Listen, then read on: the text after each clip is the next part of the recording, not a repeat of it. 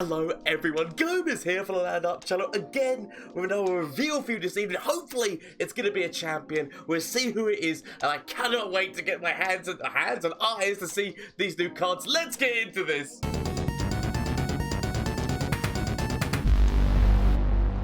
Yes, it looks like we're going to be getting a champion, the new champion for Shurima. We're guessing she's going to be a lurker in some way, but we'll see what she is. I can't wait to see that level up animation as well. So, buries beneath the sands. Right, okay, so when I lurk, so she's a lurker, okay, which is a 3/6 lurker, and for free cost.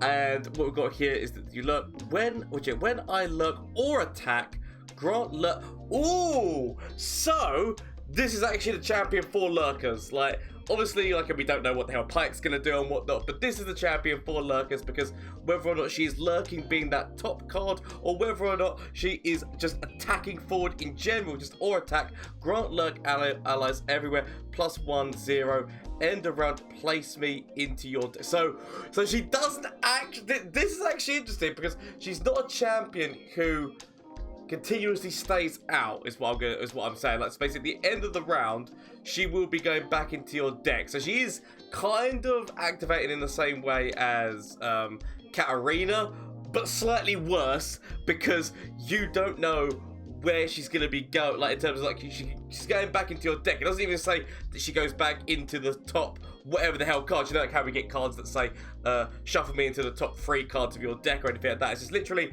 just place me into your deck. So you don't know where the hell she's going to go when she goes back in again. Obviously, like, you kind of want some lurkers in there to be able to like go to get those buffs at the top of the deck to get, like I said, when you're attacking forward. But it's one of those things with a health stat that is that good, you do want units like this to be out. So, because obviously Katarina, as we know, has not done really well because it's that tempo of you're putting her out, but you're immediately losing her. So you've spent that mana. Admittedly, like, you know, it depends on what her level up does, and also it depends on what other kind of like abilities and whatnot we get. But that's the kind of, it's a downside, but we're seeing it as an upside as well. The other thing to remember is that her champion spell is going to have to be like, she's not going to stay on the board. So the only way you're going to be able to use her champion spell in terms of like, if you've got 2 of them, is while she's on the board for the first time, because at the end of that round she's getting placed back into your deck. So yet again, it's going to be interesting to see what her champion spell is,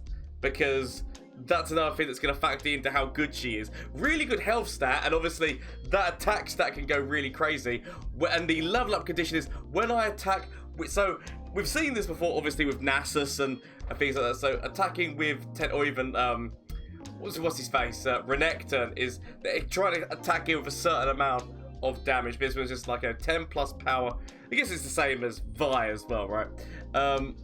So interesting. I will say the little bit of at the end of placing her back into the deck is a little bit suspect, but I want to see what her level up does and whether or not it's going to be worthwhile, and also like what her champion spell does. So we already know about Lurk. We've already seen this card. We literally saw these ones yesterday. So Lurk, as we know, is whenever you attack forward, it's plussing stats. So put her on the top. So, okay. Ooh, did that just come out? Did I miss something there, or was that unit already out? No, that unit was already out. Ignore me. Ignore me.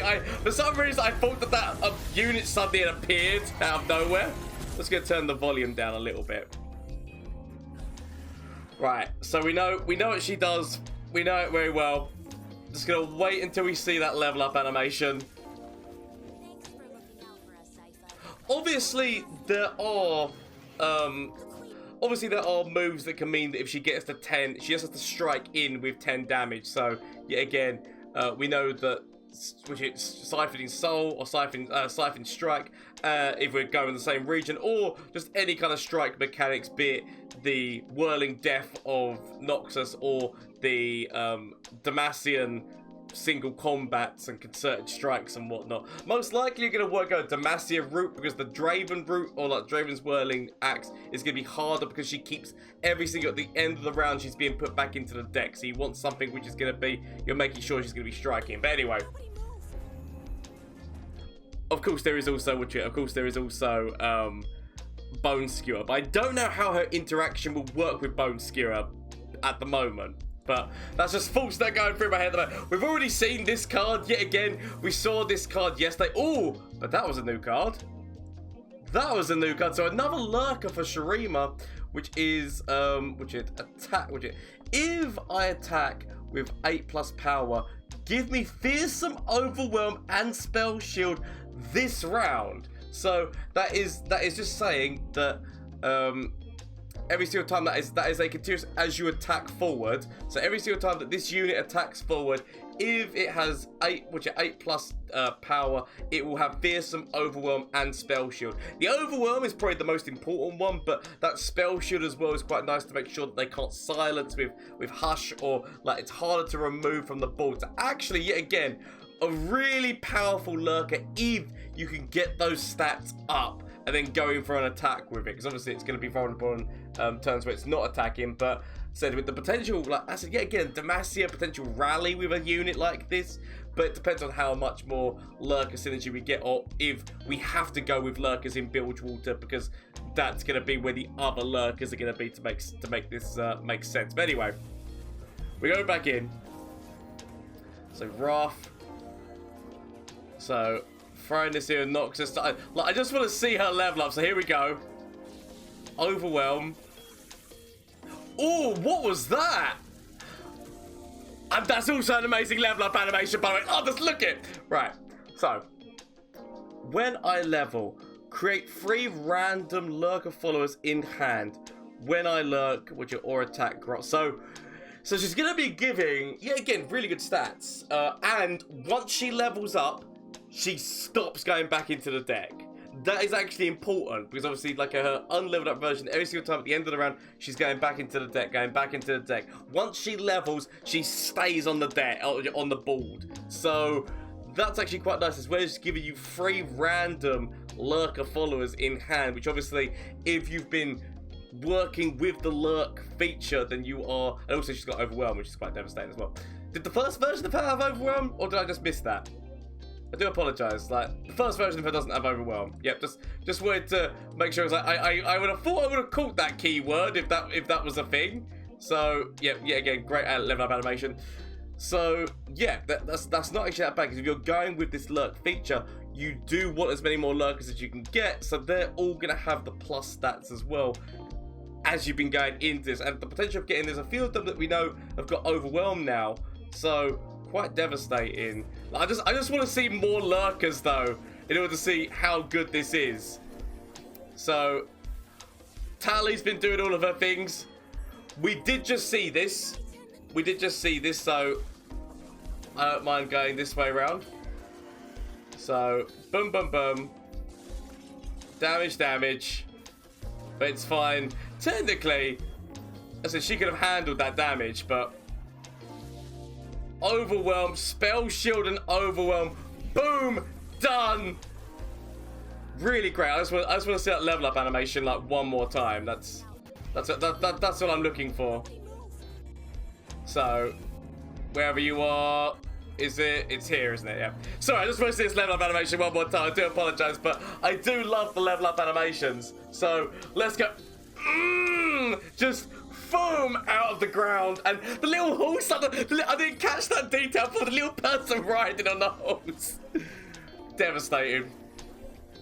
So I want to know what her champion spell is going to be. As I said, that's actually going to be slightly important with her because of that loss of tempo and whatnot. I kind of do want to know. So let's see whether or not we get what this champion is going to be in terms of like just waiting for those cards. Okay, so let's have a quick little look. So they've just posted what this is. So what this is going on here, it looks like her spell is going to be this called, because we already saw all these other ones. Her spell is actually going to be the Call the Pack, which is a 2 mana, which is not bad, considering the fact that she's going to be cycling herself in at the beginning. you do need her spell to be a cheap one to be able to activate. If you have multiple of her in hand, you don't want to be using multiple. So to play, put a card from hand on top of your deck, create 2. So really good synergy with lurkers yet again, because you're making sure you're putting a lurker on top of your deck. Like say that you've got like this unit in hand, you can't play them yet, quickly put it on top of your deck. You're getting 2 random lurkers, which if you're attacking forward, you are buffing them as well as buffing the unit you've just put on top of your deck, as long as it is a lurker. So yeah, again, very lurky synergy here working. But also, I guess, like, you know, there are cards which, if you don't want them yet again, like it's the whole thing why people said that the other card that we saw the other day, the careful predictions and whatnot, which is, well, I mean, I can even have a quick little look at what the hell that was, because it's here.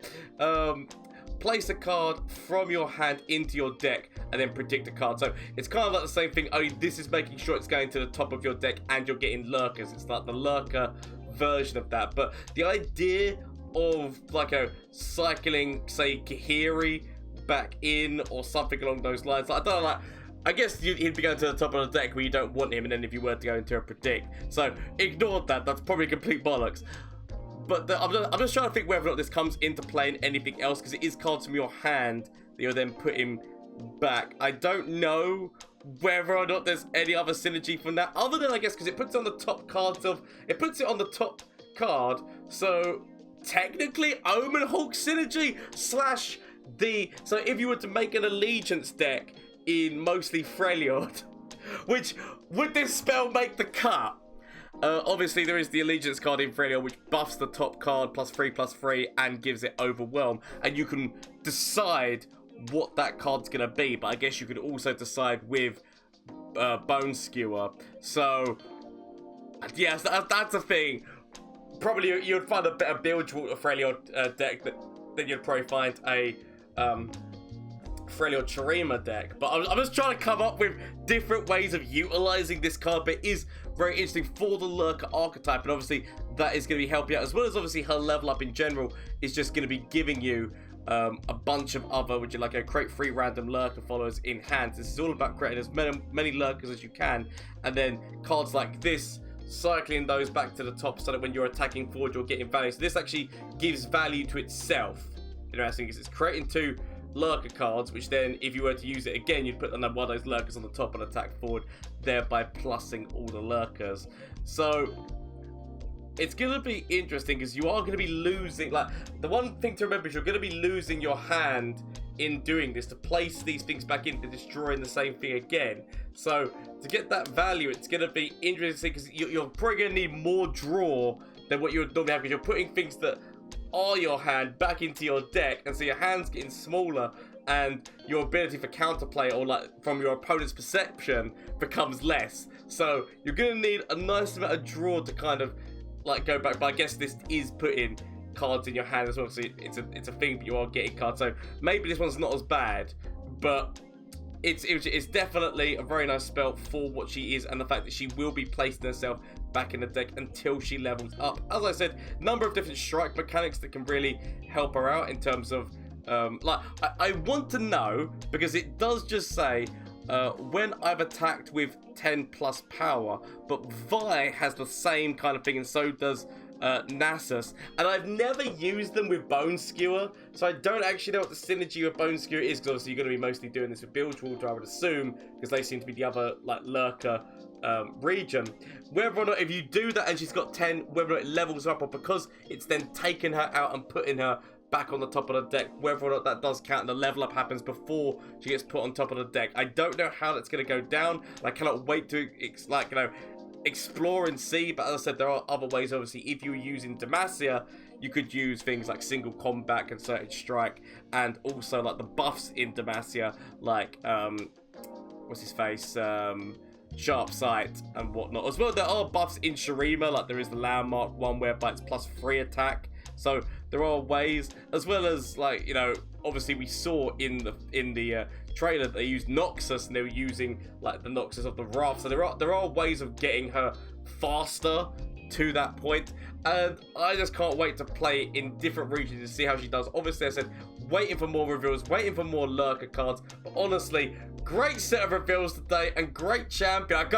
We finally got to see a champion. It's not what I expected from a champion, but I can already see different things that I've already planning in my head. So bear in mind, people, if you didn't know already, shameless plug time. Twitch, Twitter, and Instagram. You can catch me on Twitch on Mondays, Tuesdays, Wednesdays, and Thursdays, as well as the link down below to the Discord if you want to get in the Discord, talk about all these new cards, talk about this new champion reveal and all your ideas and whatnot down there, as well as obviously you can do that down in the comment section down below. I'd love to hear your thoughts on all of these cards and, like I said, especially the new champion, as well as obviously if you're not already subscribed and you enjoyed yourself, why not hit that subscribe button? Help me towards my 5,000 followers / subscribers by the end of the year goal. Just thank you so much for watching. If you are already subscribed, thank you so much. I hope you have a great day, evening, whatever the hell it is for you. Until tomorrow, where I'll be back with more reveals. Goodbye! From Flash of Brilliance that could save me. Save me! That doesn't save me. Okay. Is there anything from you? Save me. That doesn't save me! Okay. Get rid of this and get rid of this. Find something that can save me.